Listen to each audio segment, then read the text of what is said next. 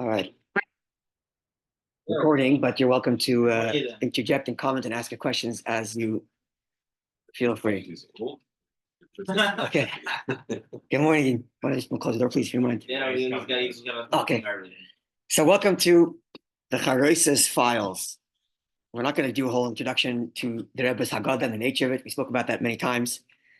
But we're actually going to end at the Rebbe's Haggadah, not start with the Rebbe's Haggadah. So when we get closer to the Rebbe's Haggadah, we'll explain more how that works. But essentially, want to lay out at the beginning where we want to go. What we want to do is we want to understand 2 paragraphs or 3 paragraphs that Rebbe wrote in his commentary to the Haggadah on the CHAROSES. One comment comes at the beginning of the Seder where we're told to make the CHAROSES. One comment comes when we're told to, and 2 comments come when we're told to dip the maror in the CHAROSES. Once when we're told to dip, and once when we're told with regard to the bracha or lack thereof regarding the CHAROSES. Those are the 3 things: setting the CHAROSES on the table, making it, setting it on the table, the dipping itself, and then the recitation of the bracha or lack thereof. There's no bracha on the CHAROSES, which we're going to talk about. To do that, because the Rebbe's commentary is so succinct and is meant to get to the essence of what the Haggadah is telling you, so in order to truly appreciate what the Rebbe is saying, we have to go back to the beginning, start from the Gemara, from the original sources of where everything comes from, go down to see how it was understood throughout the generations, throughout the various halacha commentaries and so on. Because we're going towards the Rebbe's commentary, it means naturally we're going to go via the Alter Rebbe's Code of Jewish Law. And essentially we're really going to have the Gemara, Rambam, Alter Rebbe's Code of Jewish Law, and the Rebbe. But all of that's going to incorporate much more than just those 4 stages, but those are going to be our 4 benchmarks. Gemara, Rambam, Alter Rebbe Shulchan Aruch, and then the Rebbe's commentary. And we're going to see how the Rebbe's commentary, which seems on the surface to be very simple and very straightforward, is packed with layers of understanding the nuances of the halacha, for the most part, of the CHAROSES. Halacha and meaning, but mostly halacha. So let's begin. If you look at the front page, the first page, it says keep this in mind as we proceed. So here are some things to ask yourself when you see the word CHAROSES, just to ask yourself before you even start. And these are the things that's going to become clear as we go through. Thank you so much. Number 1, what does the word CHAROSES mean? What does the word CHAROSES mean? What does it mean? Quite literally, what does the word CHAROSES mean? That's a very good question. Yeah.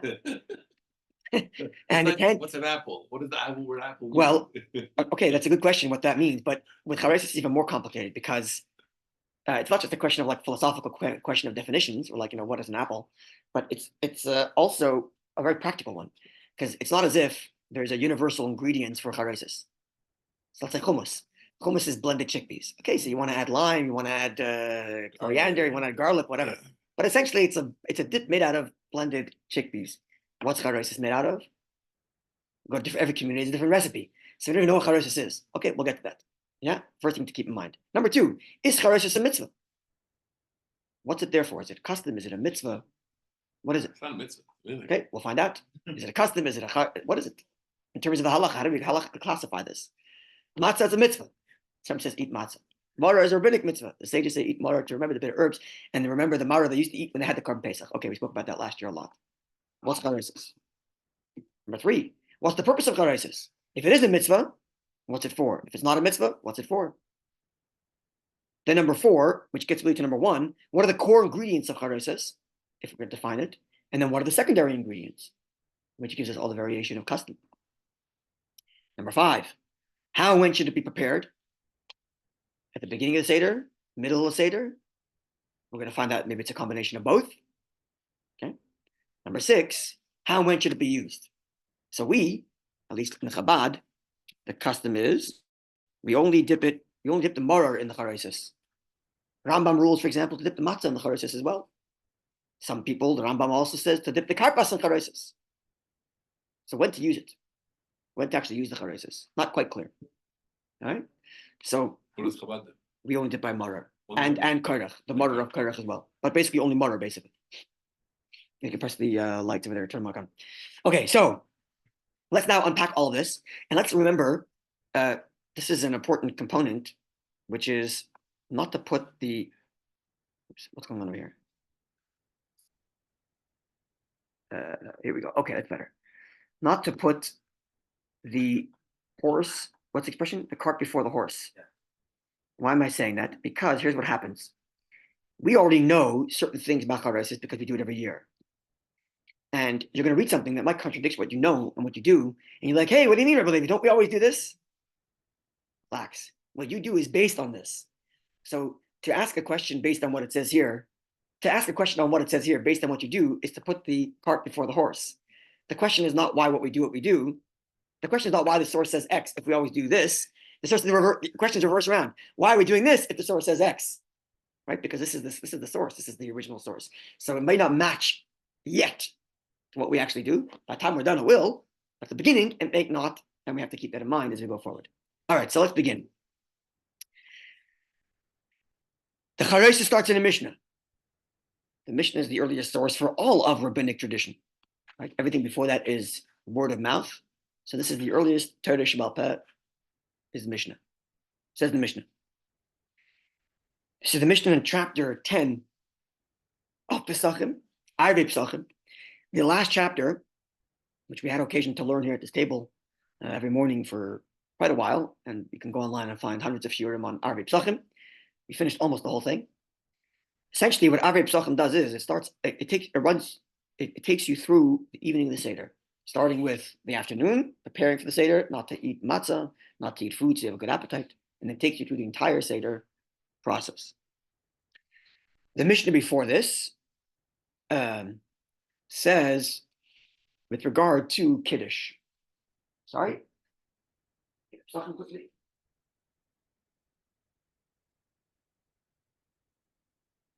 Here. Here. Never mind. Okay. Oh, right here's the So the Mishnah right before this, Kuf Tezai and Amod, Kuf Tezvav Amud Aleph, 115a. The Mishnah before, oops, it's a mistake. It should say Kuf Yud Daled Amud Aleph. It says here 114a. The English is correct, but the Hebrew is not correct. It says Kuf Tezvav. It should say Kuf Yud Daled. Yeah. Okay. So the Mishnah before it, on the top of the page, says to fill the first cup of wine and how to make Kiddush. The next one says as follows: Hiviu Lefanav. The attendant, we'll read in English. The attendant brought vegetables before the leader of the Seder prior to the meal, if there's no other vegetables on the table. Okay, which is basically being told to bring what we call karpas. After Kaddish goes what? Hey, we skipped that. Don't put the cart before the horse. Relax. Karpas. The Gemara is going to analyze. Karpas has to come along with orchat before, right? Because if you're having a dip vegetable, you have to wash your hands. We'll get to that soon. Okay, so we bring before him now the vegetable, which we call karpas. He dips it in. He dips the chazeret, which is a term for the vegetable, the lettuce, let's just say, into water or vinegar to taste some food before he reaches the dessert of the bread, namely the bitter herbs which we're eating after the matzah. Okay, so the Mishnah identifies it's going to be a maror or a vegetable you're going to eat later, but way before you do that, make sure you have another vegetable also dipped. Yeah, that's what we call karpas. Yes, clear? We clear on this? The Mishnah is phrased awkwardly, and the Gemara discusses that awkward phrase, but we are clear on what the Mishnah is saying. There's going to be a maror vegetable later, but before you do that, make sure you have a vegetable now to dip into water or salt water or whatever. Actually, the Mishnah doesn't say to dip it into salt water or vinegar. That's Rabbi Steinsaltz's commentary. It just says to dip it, which, as I mentioned before, Rambam says to dip it actually into CHAROSES. He says to dip the karpas in CHAROSES. Okay, be that as it may. Mishnah identified karpas. Then the Mishnah continues. They bring before him, his matzah, his chazeret. That's going to be his maror. The chazeret is his maror. And CHAROSES. And at least 2 cooked dishes in honor of the festival. The egg and the shank bone, which is what we do. This is essentially the Mishnah telling us the Seder plate. Which, by the way, the Mishnah is telling us to make the Seder plate when? This is the Mishnah telling us to make the Seder plate. Bring before him the vegetable he's going to have for karpas, which he's going to dip now, and then bring before him the chazeret, bring before him the CHAROSES, bring before him the matzah, bring before him the 2 cooked items. When is he making the Seder plate here? Before what? Korban Pesach. What? When do we make our Seder plate? I mean, before the Seder. The Yom Tov. When do we make our Seder plate?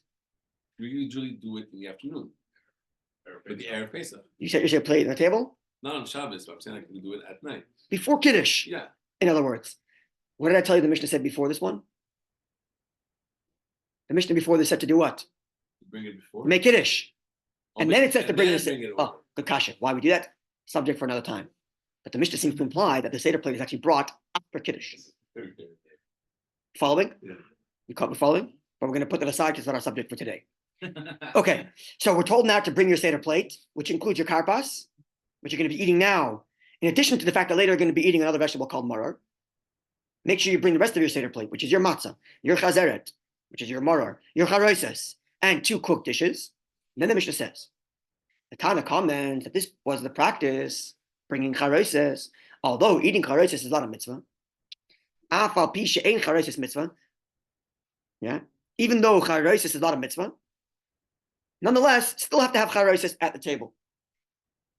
If it's not a mitzvah, why is it there? We will get to that. Then the Gemara concludes, Rebbe ben Tzadok says, actually, it is a mitzvah. And then it says, and in the period where the temple stood, they offered the Pesach offering. They brought before him the body of the Pesach offering. Okay, so in temple times, your Seder plate included in a piece of the carbon Pesach. Now we don't have that, so your Seder plate just includes 2 cooked items, which we have today as egg and shank bone. Doesn't have to be, but it's 2 cooked items. And then it includes your zeret, which is going to be your maror later, includes your charoshes. Then the Gemara gives a Machlokes. Mishnah gives a Machlokes. The original Tana, the Chachamim will call them, the sages say, not a mitzvah. Still got to be there, even though it's not a mitzvah. Rebbe ben Tzadok says, it is a mitzvah. We clear? So this is our first thing. It's a Machlokes. Is charoshes a mitzvah? We don't know why it's a mitzvah yet, and we don't know why it would be there if it's not a mitzvah. But we do know as a fact, it's either a mitzvah or not a mitzvah. Well, it says over here, Machlokes. when we say the bracha, Which we're talking about where? It says the shek in terms of Well, 1 second, you're skipping. Yeah. Hold on a second. No, I'm just saying, like, You're skipping. We're gonna get there. We're on page 2 of the Mishnah. As far as the Mishnah is concerned, we have Machlokes. Is charoshes a mitzvah or not? Yeah. We don't know yet what the mitzvah is. We'll get to that. And we don't know what it would be, why it would be necessary. It's not a mitzvah. We'll get to that. But first of all, we know it's a Machlokes if it's a mitzvah or not. Clear so far? Yes? Are we clear? Good. Another thing we know right now is that the same way your matzah and your 2 cooked items have to be on the table from the beginning of reading the Haggadah. Okay, the Mishnah says to bring it after Kiddush, and we do before Kiddush, but it's got to be present when you're reading the Haggadah. And the Gemara explicitly explains the matzah's got to be present because you have to recite the Haggadah over poor man's bread. So it would seem, therefore, you also have to recite the Haggadah over everything else that's on your Seder plate. So, in addition to dipping your maror in charoshes, it's actually important that your charoshes be present on the table while you're reading Haggadah. This is also clear from the Mishnah as well. Clear? Okay. So before we get to what the mitzvah is and what would be the point of charoshes if it's not a mitzvah, let's first see what's the practical difference if it's a mitzvah or not. Who cares? If you have to use it anyway, what's the difference if it's a mitzvah or not? In the language of the Gemara doesn't ask it here, but usually the Gemara asks such a question: what's the difference? The Gemara gives 2 reasons for one behavior. The Gemara will often say, "My nafkamina." What's the difference? If this is the reason or that's the reason, if practically you got to do the same thing, what's the difference? Yeah, the Gemara does not ask that question, so we have to ask it.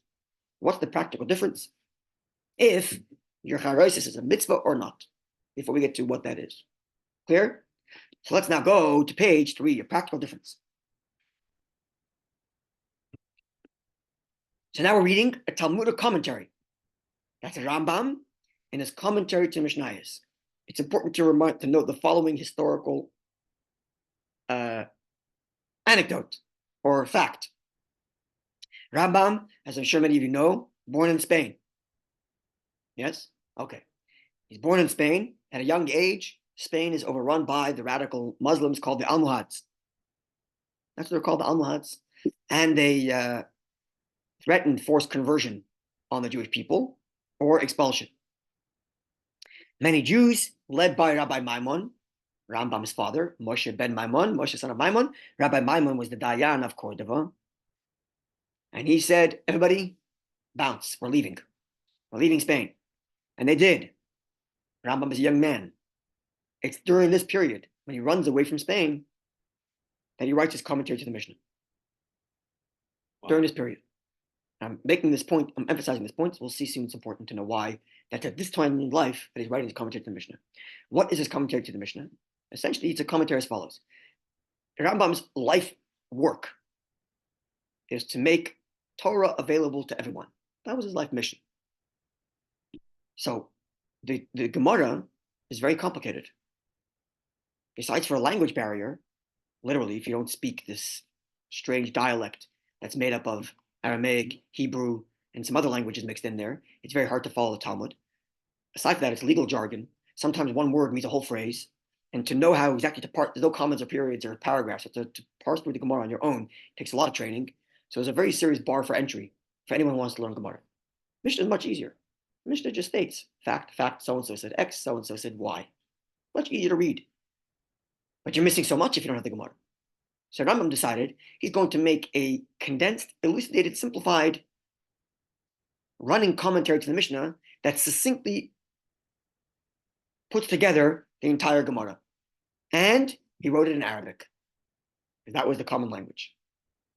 So here's his comment to our Mishnah. And Rabbi Lezer, I'm skipping some part of the commentary. There's a ... there on purpose. And Rabbi Lezer Bar Tzadok says that CHAROSES is a mitzvah, such that one is liable to recite the blessing who has sanctified us by his commandments and commanded us to eat CHAROSES. But it is not the halacha. What's the Rambam saying?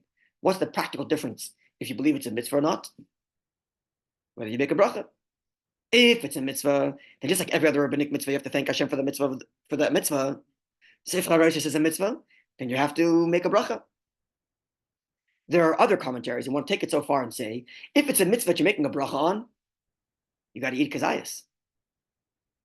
You have to eat a minimum amount. In the same way, when you eat marar and you're making a bracha, thank you Hashem for the mitzvah of marar, you can't just eat, you can't just nibble. You got to eat a minimal halachic portion, kazayas, size of an olive. Same thing with the matzah. So there are those who want to take it so far and say, if CHAROSES is a mitzvah that you're making a bracha, you'd have to actually eat a kazayas. That's a lot. Rambam doesn't say so explicitly, but there are those who want to make that case. Actually, others say that if the mitzvah of CHAROSES is not to eat but to dip, then maybe you don't have to eat a kazayas, but you have to dip it into a kazayas, even if you don't end up eating a kazayas. There is such a thing. For example, you mean the bowl. bowl. For example, you make kiddush on it. You have to have a revius of wine in your cup. You don't have to drink the whole revius, but you have to recite it over a revius, right? Okay, so maybe you have to dip it into a kazayas, even if you're not eating the kazayas. There is such an opinion, but it all revolves around this Rambam, which says that if you're taking the position of Rebbe Lezer ben Tzadok that it's a mitzvah, it goes so far that it's a regular mitzvah like every other that requires a bracha. This is important because sometimes when the Gemara and Halacha says something is a mitzvah, it doesn't mean it's required. Sometimes mitzvah just means you'll get an added merit if you do it, but not a chiyuv. Not all mitzvah equals chiyuv. Not all mitzvah equals obligation. When you learn Shulchan Aruch, you know this. Anyone who's learned Shulchan Aruch knows this. Or even in Chumash Rashi, sometimes Rashi will say, this, the Torah adds, li mitzvah, not li kuva. Not as an obligation, but if you do it, it's an extra merit. Which is how you could have learned Rebbe Lezer ben Tzadok. When the Rebbe Lezer Tzadok says it's a mitzvah CHAROSES, not that it's an obligation, but it's an added mitzvah if you do. But from the fact that Rambam is saying that no, if you follow Rebbe Lezer ben Tzadok, you have to make a bracha. That means it's a full-on mitzvah and obligation, which then would follow, according to those other opinions, that you have to either eat a kazayas or dip it into a kazayas. But we don't make a bracha because we don't rule like Rabbi Lezer ben Tzadok. We learn like the Chachamim that it's not a mitzvah. What it's for, we don't know yet, but it's not a mitzvah. That's what Rambam is telling us in his commentary to the Mishnah. Clear? Okay. Next, bottom of page 3, we have now Rambam as a halachic authority, his Mishnah Torah. So as I mentioned, everything clear so far before I continue? Okay. So Rambam, as mentioned before, wrote his commentary to the Mishnah at a young age when he left Spain.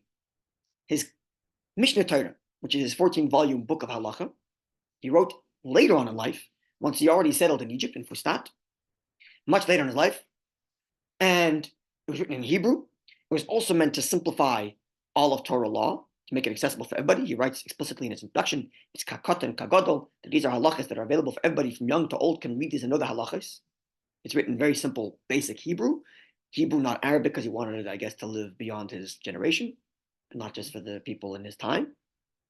or people beyond just the Jews living in the Islamic countries, wanted people in the Christian countries also to appreciate it. So he wrote it in Hebrew, not in Arabic, as most of his other work was written in Arabic. Yeah. But I'm saying was that here at Haggadah, one was that most works are not written in Hebrew because it's the whole language. You're not supposed to write it. Most Torah works are written in Hebrew. Rambam got a lot of flack for writing his other books in Arabic. Yeah. Yes. Okay. Yeah. Okay. So in this book of Halacha, in the laws of Chametz and Matzah, chapter 7, Halacha 11, chapter 7 and 8 of the 8 chapters of the laws of Pesach, go through the Seder night. And there he writes, the CHAROSES is a mitzvah ordained by the sages. I put ... because we don't get to what the mitzvah is yet. We'll get back to that soon. So, in his commentary to the Mishnah, what did he say? Not a mitzvah. We don't follow the blessing tzaddik. Because if it were a mitzvah, you make a bracha. Then in his book of halacha, what does he say? No, it is a mitzvah, actually. Now you'd expect that Rambam would say, make a bracha. Does he? No, he doesn't. So now we have the Lechem Mishnah, the commentary to the Mishnah Torah, the Lechem Mishnah Bar Rabbi Ram Di Beton on the bottom of page 3 in English. Here in his book of halacha, he rules like Rabbi Eliezer ben Tzadok, and yet in his commentary to the Mishnah, he wrote the opposite. He states there in his commentary to the Mishnah that following Rabbi Eliezer ben Tzadok, one is liable to recite the blessing who has sanctified us by the commandments commanded us to eat CHAROSES. But it is not the halacha. So it is therefore, it would seem therefore, continues Lechem Mishnah top page 4, that Rambam changed his mind. That's why I mentioned earlier. Now, his commentary to the Mishnah was written earlier in life. Mishnah Torah written later in life. So in the 30, 40 years between the writing of his commentary and the Mishnah and his writing of halacha, he changed his mind. Not the first time it's happened. Did he retract what he said earlier? So that's going to confuse someone. So the practicality is no difference. Because in his commentary to the Mishnah, he says, it's not a mitzvah, no bracha. In his halacha, he says, it's mitzvah, but still doesn't say bracha. So practically is no difference, number one. Number two, his commentary to the Mishnah was explicitly not meant to be a halachic work. It's meant to be a commentary aid to learning Mishnah, to simplify the Gemara for you. Not meant to be a halachic work. And it's not the only time where seeming contradictions appear between his commentary to the Mishnah and his halacha, and usually the resort answer is, he changed his mind. It's written 40 some decades later, so he changed his mind. Clear? But why does he say over here that ain't no halach? They say make the bracha. In his commentary to the because we follow Chachamim. Because it's a Machlokes in the Mishnah. Eliezer ben Tzadok says it's a mitzvah. Chachamim say it's not a mitzvah. Eliezer ben Tzadok is a minority. But then he says, but it is not halach. Because we don't follow Eliezer ben Tzadok. Okay. Because we follow the Chachamim. We say it's not a mitzvah. I'm saying that's not. It's not a. In his commentary to the Mishnah, he's saying it's not a mitzvah, and therefore no bracha. In his book of halacha, he says it is a mitzvah, and yet still maintains no bracha. So it's a double problem. He changed his mind is one thing, but then he changed his mind on two things. A, he changed his mind that it's a mitzvah rather than not a mitzvah, and B, he changed his mind, even though it's a mitzvah, still no bracha. But you could say, like, in the Mishnah, what he's saying, The left arguing with Eliezer ben Tzadok. No. So like, it's not holding. He's saying maybe maybe you could say it's some kind of like a compromise. Maybe it's a compromise in the middle. Oh, okay. Let's see. Let's think. The Mishnah that he says not halachic. He can just explain. Oh. Explain the Mishnah. The commentators like the Bartanur will explain. It doesn't mean you're not giving the halachic. Correct. So in his commentary, so let's first finish Lechem Mishnah. Nevertheless, we need to find Lechem Mishnah an explanation for why we do not indeed recite a bracha. If in his halachic work he says it's a mitzvah, why don't we make the bracha says Lechem Mishnah, like we do for all other rabbinic mitzvahs? Now, Elliot is pointing a very important point. In his commentary to the Mishnah, he's telling you each opinion. So if you had Rebbe Eliezer ben Tzadok in isolation, if he was the only view, you're talking make a bracha. But it's not the halacha, so we don't make a bracha. In his book of halacha, maybe he's actually considering both opinions. That it is a mitzvah, but also possibly not a mitzvah, like the Chachamim. And what's the halacha when you have a doubt about making bracha? You don't make a bracha. So maybe this is like how some of the Mefarshim explained it. The reason why in his work of halacha, he says no bracha, even though he rules it's a mitzvah, is because he's choishish. He suspects that maybe we follow the Chachamim. And if the sages say it's not a mitzvah, you're in a doubt. Okay, it's not a perfect answer because Rambam doesn't give any other reason for CHAROSES but for the mitzvah. He doesn't say it's a combination of two reasons. He just says it's a mitzvah. If he would have said it's a combination of two reasons, mitzvah, plus the other reason that the sages say, which we'll get to in a minute, then maybe. So it's not a perfect answer, which is why Lechem Mishnah is not satisfied with that answer. Lechem Mishnah doesn't say, oh, you know why he rules here no bracha even though it's a mitzvah? It's because we're in doubt. Maybe we follow Chacham, it's not a mitzvah. Lechem Mishnah doesn't say that. Lechem Mishnah leads to the question. Taka, if it's a mitzvah, we should make a bracha. Why aren't we making a bracha? Leaves unanswered questions. We're going to see in a few words the Rebbe says, the Rebbe answers this question beautifully, and we will get there, God willing. But this is a question that's left open-ended. Okay, so let's look at what are we left with before we go to part 2, or next section. In theory, if CHAROSES is a mitzvah, we should recite a bracha. For some reason, we don't. Why not? We suggested maybe because it's a doubt, because we're not sure if we follow Chachamim or not. But Rambam seems to be clear that it is a mitzvah without introducing any other. So we're back stuck with our question, why are we making a bracha? There's no really good answer. All the commentaries struggle to answer this question. Number 2, in the final halacha, should we not be considered with both Chacham and Rebbe ben Tzadok? And maybe it is a mitzvah and maybe it's not. Well, some say yes, and therefore no bracha. Rambam, however, seems to be saying only Rebbe ben Tzadok, which is why Lechem Mishnah is perplexed. Why are we making a bracha? Yes? Then how would that affect the obligation to recite a bracha? If we were concerned with both Chacham and Rebbe ben Tzadok, we indeed wouldn't make a bracha, because Suffolk bracha is lahako. But Rambam doesn't seem to be concerned with the Chacham. Okay, we clear? Okay, another practical difference. On page 5. So you'll see on page 5, 6, and 7, I want to give you a visual of how the Gemara lays this out, because it's important to see this. Okay? So if you're looking at the screen here, I'm zooming out a little bit so you can see. So I identified text 1, 2, and 3 discuss CHAROSES. Text 1 is the Mishnah that we just read before. Are we clear so far before we continue? Yes? Any questions? Okay. So text 1 is the Mishnah we read earlier. It's on the bottom of Kuf Yudal Amud Aleph 114a. You see? On page 5. And then to the left, I put a little picture of Kuf Yudal Amud Beis 114b, in which no mention of CHAROSES is there. Over there, the Gemara discusses the 2 cooked items, the egg and the beitza. It discusses why we're doing karpas, right? Because karpas is also mentioned in this Mishnah, right? The Mishnah also mentions that you have to have the vegetable that you eat earlier in addition to the maror. So the Gemara discusses the vegetable. It discusses the bracha of hadama. It discusses this idea of confusing the children, because that's why we're dipping. All that stuff is discussed there. And then on the bottom of 115a, Kuf Tezvav Amud Aleph, that's on page 6.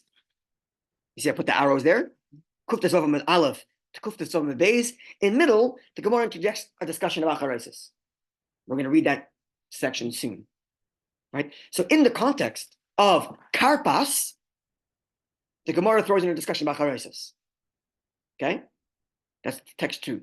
Then, finally, on Kuf Tezayin Amud Aleph, on top of 116a, which is over here on page 7, with this big number 3, there finally the Gemara discusses what is karpas, what's CHAROSES all about?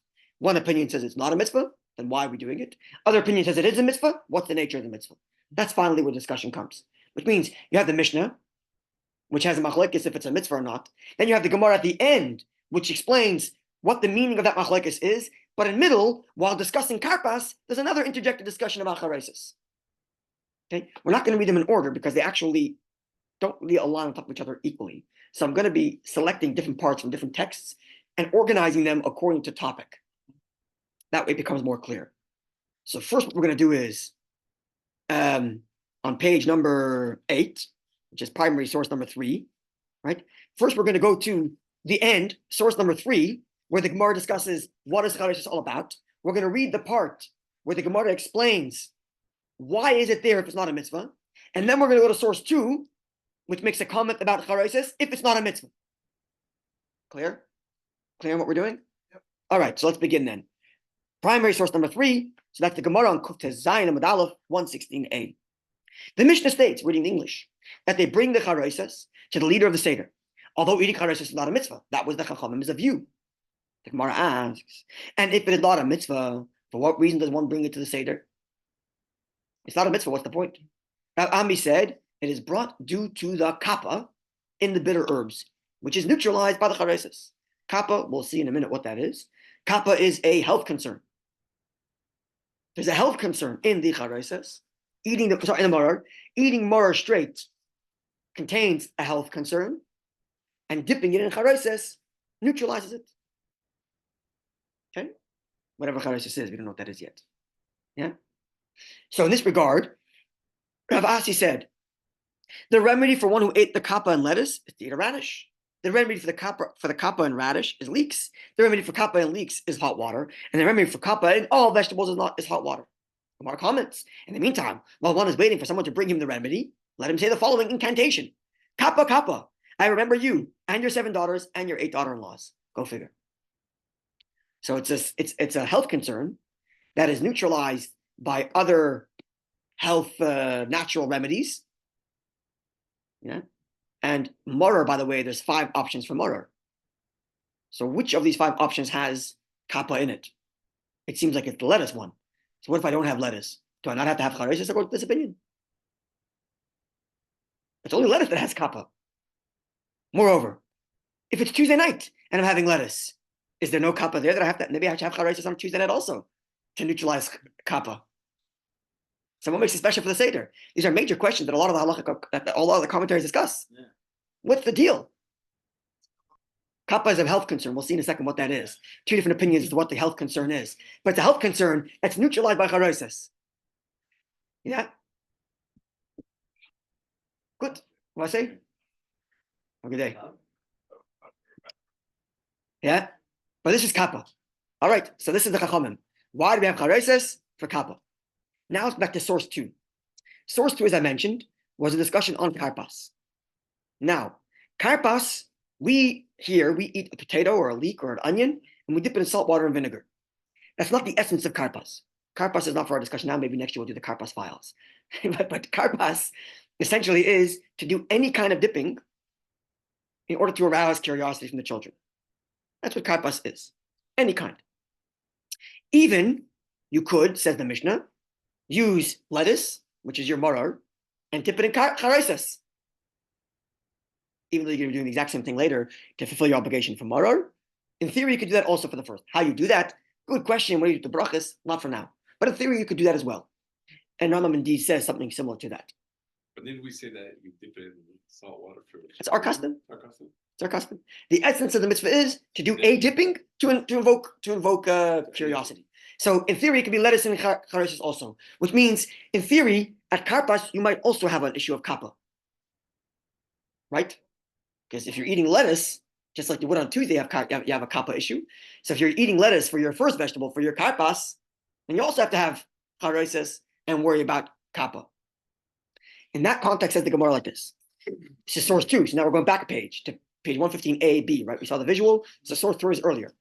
Rebbe Lezer said, as Rabbi said, anything that is dipped in a liquid before it is eaten requires the ritual washing of the hands. That would be our orchatz. Right? You have to have karpas to invoke curiosity. Now, if you're doing dipping, you have to wash. So orchatz before. The obligation to wash one's hands was instituted to prevent ritual impurity and to prevent people from causing truma food to contract ritual impurity. I'm reading quickly because it's not our subject. Hands are generally considered impure to the 2nd degree of ritual impurity, and they confer impurity upon any liquid with which they come in contact. Liquids that become ritually impure are automatically impure to the 1st degree and will therefore transfer ritual impurity to any food that is dipped in them. And if we wash our hands. Okay. This is true all year long. We actually once discussed this when we discussed orchatz a couple of years ago. But we wash our hands whenever we eat pickles also because it's dipped in liquid. At least that's the halacha. Or if you don't wash your hands, eat it with a fork.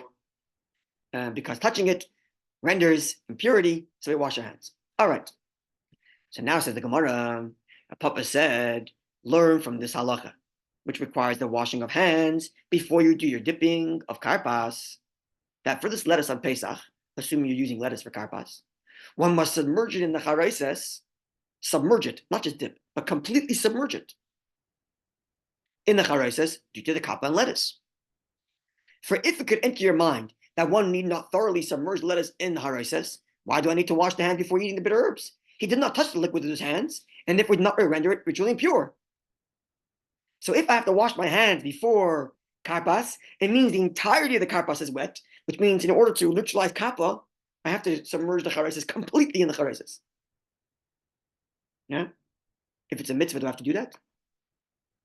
If CHAROSES is for kappa, then it's got to be submerged completely. If it's for a mitzvah, do I have to? Maybe I got to eat a kazayas. Maybe I have to dip it into a kazayas, but I don't got to submerge it. There's another practical difference if it's a mitzvah or a health concern. If it's kappa like chamim, you got to submerge it completely. If it's only mitzvah, maybe I don't have to submerge. Yeah. Okay, the Gemara rejects this contention. Actually, I will say that according to the halacha, one must not submerge the lettuce in the charosis, and the kappa dies anyway. The kappa is neutralized from the smell of the charosis. We don't rule that way, as we'll see. The Gemara asks, but in that case, why do I need to wash my hands before dipping? The Gemara answers, perhaps one will submerge the lettuce, and it is therefore necessary to wash one's hands to avoid the possible transfer of ritual impurity. Okay, and then we're going to read one more. We'll read these two pieces of the Gemara, but we're going to come back to it. We'll keep it in our mind. Kappa said, a person should not leave bitter herbs in the charoset for a lengthy period of time, unless the sweetness of the spices in the charoset nullify its bitterness. And the bitter herbs require a bitter taste, and they are not bitter when marinated in charoset. So don't leave them in too long. So submerge it, but then take it out right away. Submerge it to neutralize kappa, or according to the second opinion, get the smell of the charoset to neutralize the kappa. Yeah? But then take it out right away so you don't lose the bitterness of your herbs. Yeah? Gemara reports, Rav Chizda authorized Rabban Ukva to deliver a lettuce, and he taught, if one washes his hands for the first dipping, he should wash his hands again for the second dipping, because again, you have to wash your hands, because the Gemara discusses why you have to wash the second time. Okay. We clear so far? So what do we have? We have two things we learned so far. Number one, we learned the opinion of the Chachamim, that the sages who say that it's not a mitzvah, it's because it's a health concern to get rid of kappa that's in the lettuce. Number one. Number two, if it's to neutralize kappa, we may need to submerge the maror completely in the charosis to neutralize the kappa completely. Although the Gemara suggests that the smell could do it, as we'll see in a moment, it's not the halacha. So let's look at the Alter Rebbe Shulchan Aruch. Halacha authority, Alter Rebbe Shulchan Aruch, Orachayim, Taf Ayin Hey, 57511. I'm skipping some parts, but and you'll see soon we'll fill up the parts that we skipped now. We'll fill it up later. Says the Alter Rebbe in his Code of Jewish Law, one should immediately take an olive-sized portion immediately after matzah. It's a good question why it's immediate. We'll leave it for now. But one should immediately take an olive-sized portion of maror after eating the matzah and submerge it entirely in the charoses to kill the kappa. And the maror in the maror, so that eating the maror will not harm him. Now, says the Alter Rebbe, in the present era, it is not customary to submerge the maror entirely in the charosis, only to dip a portion into it. There are those who justify the custom, explaining that kappa is not found at present. The maror is dipped in the charosis only as a mitzvah. Okay, before we go forward. Or health. Oh, which one is it? Which one is it, no? So if you looked out Rebbe, what would you say? Which one is it? Health hazard. Oh, health hazard, not a mitzvah? He says mitzvah clearly. He says mitzvah clearly. But then he said to submerge it. And he's only justifying the custom of not submerging it. Which means what Alter Rebbe is saying? It's actually both. Well, it should be both for It's- sure. I mean, it should be the health for sure, but then the mitzvah itself Oh, becomes a mitzvah. so- it becomes a mitzvah because you're watching your health. Well, we'll see in a second, no, that's a mitzvah independent of watching your health. Okay. Because today there's no health issue at all. Kappa doesn't exist. And we're still left with the mitzvah. We still have to check for bugs. That's not the kappa, though. It's not called kappa. You eat it and It damn it, bad, hurts you. It hurts you. It's bad for you. We'll get to in a second what the It's kappa is. But it's bad for your health. Nothing to do with the... Actually, it's connected to the lettuce, to the bug thing. We'll get that in a minute. But Well, bacteria. the Alter Rebbe is saying, but the Alter Rebbe says that kappa doesn't exist now. The Gemara, Alter Rebbe says that kappa doesn't exist now. And therefore, he's justifying the custom of not submerging it, because all we're left with is a mitzvah. Which means, what's really the Alter Rebbe saying in the Shulchan Aruch? It actually is both. Which makes sense. Is Rebbe Eliezer ben Tzaddik rejecting the fact on the ground that there's such a thing called kappa? It's a fact of the ground. It's a fact of reality. So when the Chachamim say that it's kappa, no mitzvah, just because of the kappa thing, which you got to do on Tuesday anyway. And then Rebbe Eliezer ben Tzaddik says, oh, it's a mitzvah. Is Rebbe Eliezer ben Tzaddik rejecting and saying it's not for kappa? What do you think? Well, is it a fact or not? Is kappa a fact or not? And if it's a fact, then you still need it. You still need the charosis. But it's still a mitzvah. Which means even if you follow Rebbe Eliezer ben Tzaddik that says it's a mitzvah, it doesn't take away from the fact that kappa is still a reality. But if kappa is not a reality anymore, can you do it just to remember kappa? Well, That's what he said. Oh, If it's if Alter Rebbe says, more than- really, you should submerge it because of kappa. We don't do that anymore, and I'm justifying that because really you should be concerned with kappa also. I'm justifying it because kappa doesn't exist anymore, so it's okay, and all we're doing is the mitzvah to dip. Yeah? Following? So now we have another halachic difference if it's kappa or mitzvah. If it's mitzvah, dip. Kappa, submerge. We seemingly do both, but somehow forgot kappa because it doesn't exist anymore. So we're stuck with the mitzvah and only dip. Yeah. Now, does this help us understand why we don't make a bracha? Yeah, Why? because the actual bracha itself would have been to submerge. Like you would have to. Submerge would be no bracha because it's only for health. Wait. But we said that. Not the bracha of bari paradama or ha'etz. Right. No. The bracha of Charos- alachilas charoses. Right. Would this whole discussion here help us? You have to eat a kazayis. We said about a kazayis. There is an opinion that says that you need to eat kazayas. Yeah. No. So does this help us or not? We'll find out. But we'll keep this in mind. Yeah? Okay.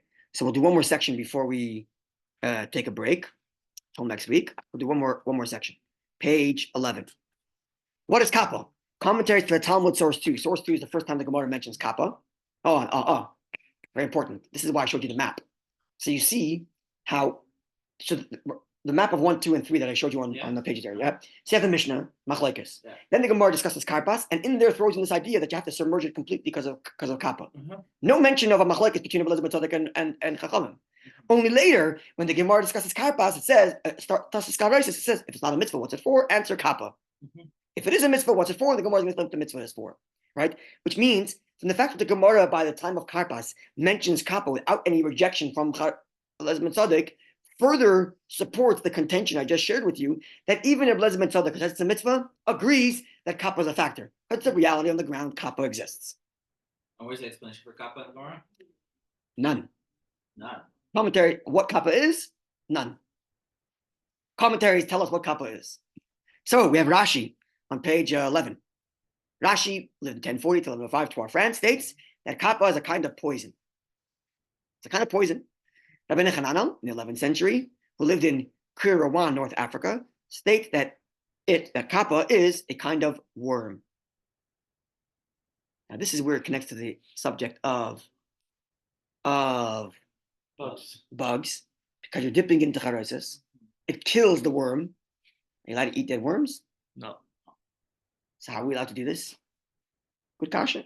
Tosfos discusses this. When does this worm exist?